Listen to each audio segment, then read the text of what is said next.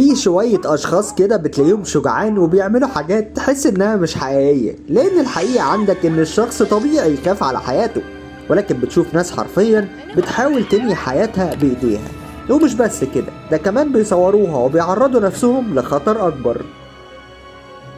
الفيديو ده الدنيا اتقلبت عليه حرفيا، لأن الراجل أصر إنه يهاجم الكنجارو بعد ما كان بيهاجم الكلب بتاعه. ما كانش فيه مبرر إنه يكمل ويضربه بالطريقة دي، ولحسن حظه إن الكنجارو مردش الضربة وابتعد عن الراجل، مع إن الكنجارو ملاكم بالفطرة. ولكن ما تعرفش حصل إيه، الكنجارو حس بغلطته وبعد. الطبيعي إنك ما تأكلش حيوان مفترس في مكانه، ولكن إحنا قدامنا تصرف ساذج جدا ومش شجاع أصلا. الموقف ده يحسسك إن الراجل سارق حياته في كيس شيبسي مثلا، ولحسن حظه ما حصلش أي حاجة. الراجل ده عمل حاجة من أغرب الحاجات اللي شفتها في حياتي، بيحاول يهجم على دب بقوس وسهم، وعقبال ما الراجل شد القوس والسهم كان الدب هجم عليه، ولحسن حظه هرب. والغريب إنه فضل يصور اللي حصل وهو بيهرب. إيه القلب ده يا عم؟ تخيل معايا بتكون بتصور حيوان مفترس من القرب ده وتلاقيه فجأة بيجري عليك. درس يعلمك مهما كنت محترف في شغلك ما تقربش من حيوان مفترس للدرجة دي. الأشخاص دول اتحدوا ذكاء الأسود، وقفوا بالعربية وما قفلوش قفل الباب، وبكل سهولة الأسود اديتهم درس مرعب.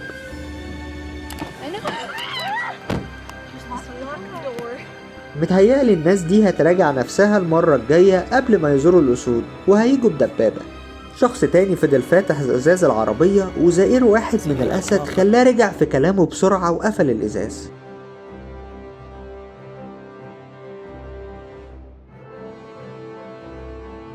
تخيل تتحدى الطبيعة وتعمل تخييم في البرية وفجأة تسمع الصوت ده.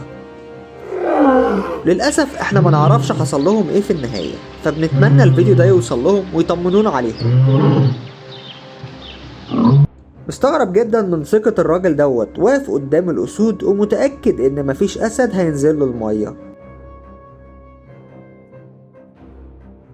أنا معرفش الراجل ده كان بيفكر في إيه عشان يعرف يمسك تمساح بإيديه ووزن التمساح 200 كيلو جرام، والمفروض إنه مجهز شريط لاصق عشان يربط بق التمساح وما يحصلوش حاجة. ومش بس كده، ده جايب معاه شخص عشان يساعده، ولكن اللي حصل ما كانش مخطط له تماما. الصراحة الموقف كان مرعب فعلا. الفيديو ده بيفكرك بشخص بيحاول يفتح علبة التونة،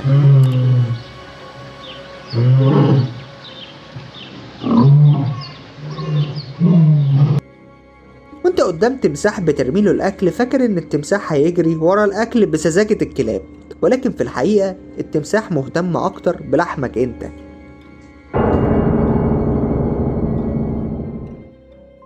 تجربة مؤلمة لما تزور صاحبك اللي بيربي الأسود واللي فاكر إن الأسود عنده زي الكلاب والقطط، ومعرفش يعني الكلاب والقطط أثرت في إيه معاه.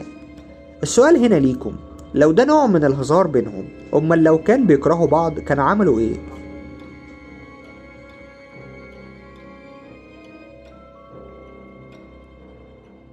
الموقف ده ياخد جايزة أغبى تصرف في العالم بكل جدارة.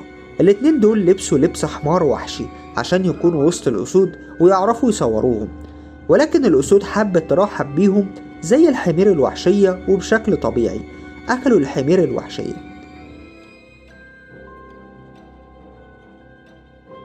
بس بعد ما قلعوها وفضلوا يجروا طبعا. ولحد دلوقتي البرنامج ده موقوف بسبب السذاجة. للأسف الفيديو خلص. لو عجبك الفيديو ياريت تدوس لايك عشان يبان لباقي الناس، ولو ما اشتركتش معانا في القناة اشترك وفعل الجرس عشان تجيلك فيديوهاتنا دايما. سلام.